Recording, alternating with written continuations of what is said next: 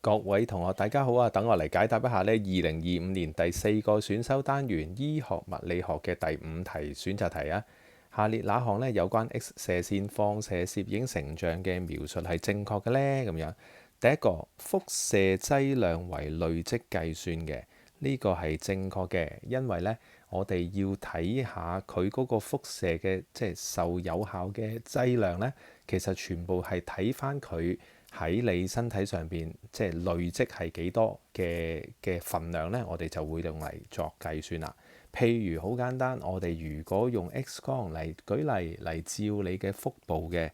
佢如果用即係我哋量到得到呢，根據書嘅描述呢，有效嗰個嘅劑量係0.7個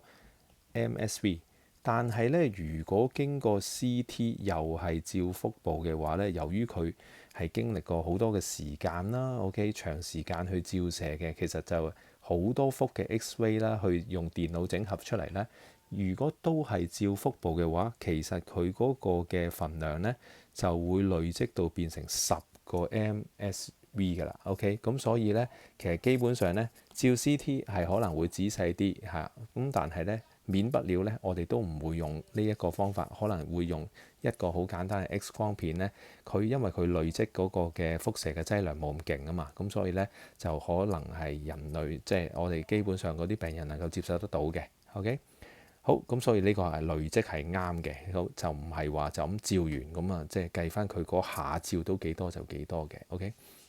好啦，第二嗰度。高能量嘅 X 射線咧對軟組織有良好嘅解像度，呢一個咧就錯啦。點解呢？因為如果高能量嘅 X 光咧，其實對於一啲嘅軟組織咧，由於我哋 X 光咧係要睇下佢嗰個嘅衰減程度嘅。OK，如果嗰個衰減嘅程度咧，嗱，譬如有一個人喺度啦，OK，有一個人嘅身體喺度，咁 X 光咧其實就係透過一個喺一邊射落去你個身體，跟住能夠穿得過幾多，我哋就睇翻呢。即係喺呢一度呢，我哋裝一張嘅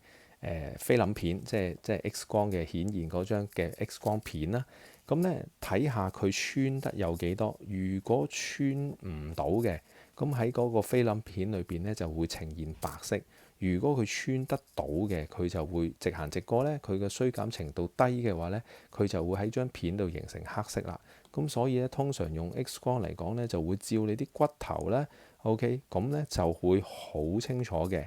嚇，個解像度非常之高嘅。但係呢，如果你想嘗試照骨頭之間嗰啲嘅，譬如肋骨嗰啲嘅軟組織啊嗰啲呢，其實基本上呢，佢唔會睇得到嘅，佢會覺得你只不過係肌肉啦。可能係軟組織啦，又可能係其他嘢，甚至乎可能佢當係基本上當係空氣咁都得嘅。咁所以咧，佢真正睇得到嗰啲嘅軟組織咧，佢嘅解像度係相當之低嘅，係骨頭就會比較明顯啲，解像度高啲。但係其他嘢咧，基本上都唔會有好高嘅解像度嘅啫。好，去到第三嗰度，使用造影劑可引起不適。呢個係正確嘅，因為造影劑咧，我哋要打落去你嘅身體嗰度，又或者你用口服嘅。咁其實咧，任何嘢無論係點都好啦，你口服或者打落去你嘅身體嘅時候咧，有機會咧令到嗰個嘅即係病人注射嘅病人啦，或者口服嘅病人咧，係會有機會會出現咧屙嘔啊，又或者係即係嘔吐嘅等等嘅情況會出現嘅。咁所以咧，使用造影劑咧，始終係注入式或者係口服咧，都會係引致呢個病人引起不適嘅。咁所以咧，我哋就會係答案係 C。